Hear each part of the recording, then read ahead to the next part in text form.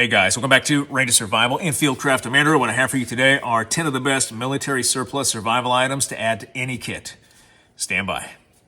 Alright guys, so the 10 items I want to show you today are a little bit more expensive, a little bit harder to find, but they're great items to add to any survival kit because they work. Developed by the military for military use, especially for individuals who are going to be trapped or isolated behind enemy lines or have to survive on their own. These items get the job done, and they're going to be great to put in any kit. We can still find them at surplus shops, we can find them at trade shows, we can find them in antique malls or antique stores, and we can also find them online, commercial off the shelf, or COTS. My logisticians are going to be happy I used that one. Items that are reproduced by different manufacturers or vendors that are sold on the market, reproductions that we can purchase and then add to our kit. So we don't have to worry about not finding all of these items because they're still available, and we can still find them to add to our kit as well. And that first item I want to show you is pen flares. A little bit harder to find, a little bit more expensive. Pen flares are a great individual distress signaling kit, and these are still used today by aviators. And what we have here is just a magazine of pen flares, or smaller flares, typically 6, and then we have our gun down here. These flares are small, and that means they're going to be short range, but we can carry a lot of them as opposed to larger flares that take up more space and weight. You can see the primer on the bottom. These are red star cluster flares, so when we hit this, it'll shoot up and then ignite into a red plume, alerting search and rescue aircraft. Here's the pen trigger or the pen gun, and you can see the trigger mechanism on the side. We just pull this down with a flare in the tube, let it go, it'll hit the primer, and then ignite that flare, shooting it up. Right, these are relatively short range. They're gonna be about 100 meters, maybe 300 feet, but they're perfect for the individual survivalist. Can go into any kit, lightweight, portable, and a great distress signal on top of a very robust signaling kit. So that's the first item. All right, speaking of signaling, another great piece of kit to add to any individual survival kit or group kit is going to be that Aviator signal panel or that panel marker. This thing is lightweight, portable, and still used by aviators today. I have one here that's unfolded, and it's roughly the same size as your average shemagh, only it's very thin material. You can see the packaging underneath. This is great for a flag, a marker. We can use this as a passive signal, hang it up in a tree, or we can use it as an active signal, waving it around, or even wear this as clothing by wrapping it around our heads, and now we become the signal. This is a great piece of kit because not only is it large and orange and highly visible, but we can take this out, signal with it, and then if we need to put it back away very quickly, we can just simply fold it up, shove this in our pocket, and then get off the X if we're still in a non-permissive environment and we're avoiding enemy contact. This is going to be great compared to those large VS-17 panels. Something like this is great for individual survivalists for any kit. All right, one more signaling item and then I'm done. But this is an actual military strobe, one of the old models, the FRS MS 2000. This thing can be seen from 2,000 meters away, especially at nighttime with that IR cover by search and rescue aircrew that actually have nods on. It can see using NVGs, but this is a great signal, and there are a lot of commercial brands out there that can be bought and purchased and then added to your kit that do the same function as this. They're just not going to have that IR cover, and they're not going to be cool green like this. But with that IR strobe, it typically comes with a lot longer cord here, so you can tie it to something, and it has a pouch that usually comes with it. But I've taken that off and just put Velcro here so I can slap this on top of my helmet, turn it on, and signal. With a signal like this, we have a passive signal we can set and forget at a high point to alert search and rescue aircraft to our location. Plus with this one, we have the IR function. You can take this off, turn it on, and now we have an actual white light function. And I'll move it around here because it'll eventually catch in the camera. But with that white light function, now we can use that as well at nighttime, but a non-permissive environment, we're gonna use that IR cover. We can take this off, and then if we wanna get real froggy with it, all we have to do is extend the body. And now we have a blue film cover, and we can make this directional. Now setting this up at a high point on a ledge or in a tree, the direction search and rescue are going to come from. That way they can see the signal, but anybody else on the other sides can't see the signal. So it's just another added feature to a military strobe just like this. A great piece of kit to have. Another good search and rescue signal, plus we can modify this with Velcro and then put it on top of our helmet again to make ourselves the signal as we move. As you know, I'm a big fan of those military survival tin kits because you can put a lot of items in a small tin like this, put this in a cargo pocket, and we have the ability or the possibility to survive, which is why it's called a possibilities tin. We also have items that go inside here. And if we get the military version, a little bit more expensive, harder to find, those items are actually going to do a lot better than maybe commercial off-the-shelf things. So one of those tools that we can put in our tin is going to be just that actual military Commando saw. I've got one in the package right here with the handy-dandy figure right here to make a bow saw. And I've got one outside the package. You can see that we've got that blade. This blade will cut through wood, but it will also cut through metal. And we can use this as it sits with the D-rings, pull them apart, and then just begin to saw back and forth. Or we can put toggles in those D-rings. Or we can make just a simple bow saw like the picture shows. If we're smart and we can look at pictures, we can use that to cut down material very easily, cut through metal, and then use it for survival to craft all different types of tools. And the best thing about a kit like this is that these saw blades come with a spare, and if they break, you can just take the D-ring off, discard the broken piece, reattach the D-ring, lock it in place, and then go back to work with maybe just a smaller or shorter saw. So the actual military Commando wire saw is going to be a great item for any kit. All right, one thing that I will never not put in any survival kit is going to be something that can give us the ability to feed ourselves very easily with minimal effort, minimal equipment, and that is wire. Wire will go in that kit. This is old school surplus wire for trip flares or trip security alarm, and it's got our training yellow side and then our actual combat green side. This is the old school version stuff. There's a lot of wire on here, but this wire was commonly used in survival kits for snare wire to passively go after game on the landscape. And I've made videos recently of actually taking game off the landscape with just basic snares taught to us at SEER training. Now this is the old school stuff.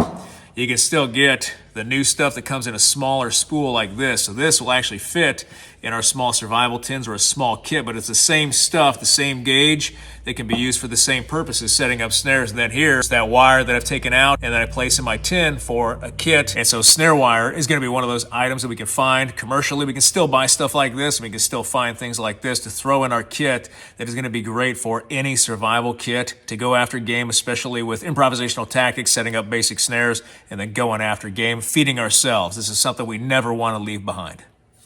All right, speaking of food with that snare wire, one thing that the Marine Corps does very well is put in fishing kits into their survival kits that they give out to their Marines. And I've got a few of those right here. I've got one that's actually from a Marine Corps survival kit that I picked up a few years back. You can see the tape is kind of falling apart. This is an old school one where some of the contents inside are going to be a little bit rusted, but we got that old school tin. The newer models that we can buy commercially off the shelf are going to be in those plastic containers like this. Similar contents with all the good fishing items in there and ways to pull fish and then even process fish or signal for rescue. So really quick, I'll open this up and show you. Really like this kit. So we've got the container, kit contents right there. I'll try to leave that up. You guys can pause and then take a look at that to see what the actual components are. So we've got our fishing instructions, we've got large hooks and weights, we've got some leaders, all the safety pins, we've got some spoons and hooks, trebles, we've got really large hooks here, needles for gear repair. We can use that fishing line for gear repair with these needles, various sizes, awesome to have. 2 different types of line. We've got that signaling mirror, some foil, which is great for cooking the fish or for creating an improvised container. It can also be used as a signal. And then a single razor blade, and then just a couple of knot tying instructions at the bottom. The thing about this kit is that it's designed for not only salt water, but for fresh water. And we can go after a lot of different fish, and we have a lot of options when using a kit like this because of the amount of items that are in a military fishing kit. So this is a great kit to have. Great one to add to our survival kit overall, or even make ourselves based off the items you see here.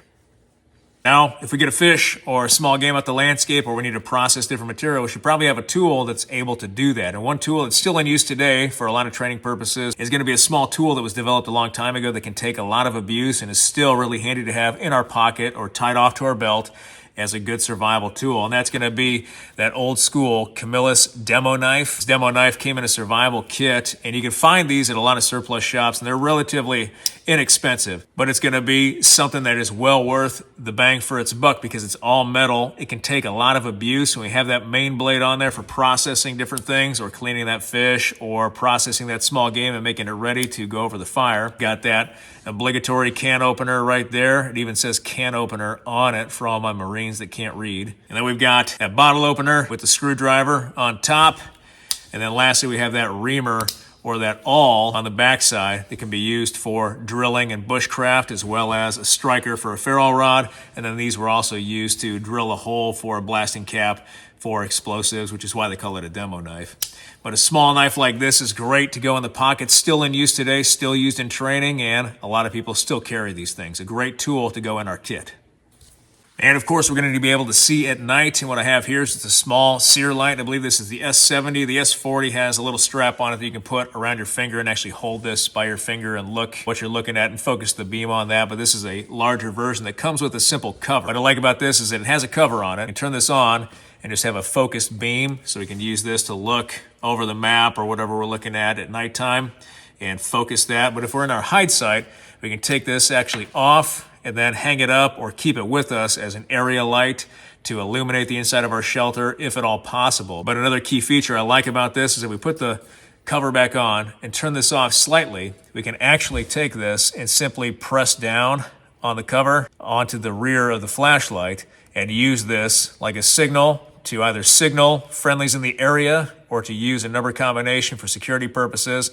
It's a great light to have because we can use it focused, we can use it as an area, and then additionally as a signal. And I usually carry some sort of small flashlight in the pocket every day anyway, just so I can see in the dark. So another good item to have that we can get off the shelf for any survival kit. One of the best military survival rifles out there is going to be that M6 Scout. This is a great weapon to have, and it comes in a couple different variants. This is an over-under, and it takes two different types of ammunition. This one is a 22 by 410, so we've got our 22 ammo, and then we also have that 410, those small shotgun shells that are great for taking small game, and that's what I would prefer in a survival rifle, is something that's going to take small game with military personnel in a non-permissive environment. Yeah, getting large game would be great, but we have to process it, we have to cook it, and we have to store it and preserve it, and that takes a lot of fire and increases the likelihood of detection. But with something like this, a small weapon to take small game is going to be great. And you can see here that we have a magazine built into the stock. I've got one of those AR-7s as well, and it's got two magazines that we can fit into the stock, which is a good feature to have, but it's just a single munition purpose weapon. This one you can see the 410 again, and the 22, and we can get froggy with it and add little varmint killers in there as well for different ammunition loads. And we can store the ammunition in the buttstock and then break this open and load whatever ammunition we want, or both at the same time. Then the lock and the hammer function are right here. We unlock it, lift up for 22 or the top barrel, and then we simply depress all the way down for the bottom barrel, that 410 shotgun. And then we go halfway up in the middle, lock it in place, and that is the official safety with the trigger right down here. And this is designed for winter use, so you could have your mittens on and grip the entire trigger with your whole hand and then shoot and engage targets. And then we obviously have that rear side aperture right here for 22, and then for shotgun, and the front sight here at the end of the barrel, the business end. But this M6 Scout was first developed by the Air Force for air crews to go out and forage and hunt for food to provide for themselves if they went down. And there was a lot of aircraft that went down stateside as well as overseas in a combat environment, and those air crew had to provide for themselves, and this was able to give them a meal to eat so they could get rescued and back to friendly forces. All right, that last item I'm going to recommend, something that's cheap compared to all the other items we have, is going to be a simple field dressing. We can find these in a lot of surplus shops, and now I recommend carrying more modern medical aid items like a blowout kit where you have a tourniquet, you have Israeli dressing, combat gauze, combat shears that you can use to treat any wounds. But the reason I recommend field dressings is because you can find them all over the place, you can buy them relatively cheap, and even if they're past their expiration, they can still be used as a bandage. Because let's face it, if we cut ourselves as guys and gals out there, the first thing we're going to do is take our dirty, nasty bandana, the same one we've been wearing all day or all week that we've been using to wipe our butts with, and place it right on top of that laceration or that cut to stop the bleeding before we pull this guy out. So even if this thing is expired, it can still be used as a bandage, but there are other features with a field dressing that we can use to make it that much better. Along with our bandana, or maybe we carry a military cravat, we can turn this into a pressure dressing. But one of the best things about this bandage, and here's one out of the package opened up for you, is that it's really nothing more than a lot of cotton inside the actual pad. And so if we cut across the top here, we can get inside, take out some of this cotton and then apply Vaseline to it, or WD-40 or whatever we have, face paint especially, and then googe it in there, mesh it up. Then we have a long-lasting tinder source similar to cotton balls and Vaseline that we can use to get a fire going while still having a bandage that we can still use, albeit with just a little bit less cotton inside. That's one reason I recommend those field dressings, is because we can find them, they're inexpensive, and we can pack a lot of them into our kit and they actually work and they're multifunctional.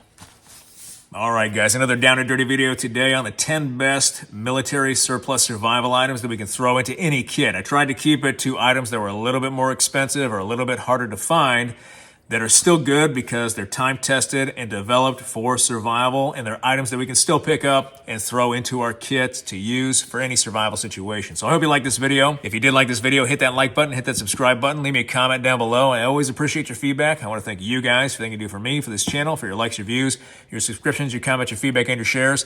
And I'll be back with another video as soon as I can, guys. Thanks.